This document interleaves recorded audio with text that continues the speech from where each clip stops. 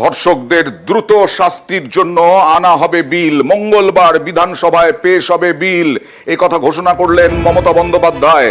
আজই নতুন বিল আনার ঘোষণা মমতা বন্দ্যোপাধ্যায়ের, এবং তারপরে রাজ্যপালকে পাঠানো হবে। রাজ্যপালকে সক্রিয় হওয়ার আহ্বান মুখ্যমন্ত্রী মমতা বন্দ্যোপাধ্যায়। আমি নেক্সট উইকে অ্যাসেম্বলি কল করব বিধানসভায় স্পিকারকে বলে, এবং আমরা ওয়েস্ট বেঙ্গল অ্যাসেম্বলি থেকে আগামী 10 দিনের মধ্যে ধর্ষকের ফাঁসি চাই এই বিল আমরা পাশ করে রাজ্যপালের কাছে পাঠাবো। আমি জানি রাজার পাট রাজাবাবু কিছু করবে না করলে মেয়েরা মনে রাখবেন রাজভবনে গিয়ে বসে থাকবে ঘন্টার পর ঘন্টা, ভাইরাও থাকবে।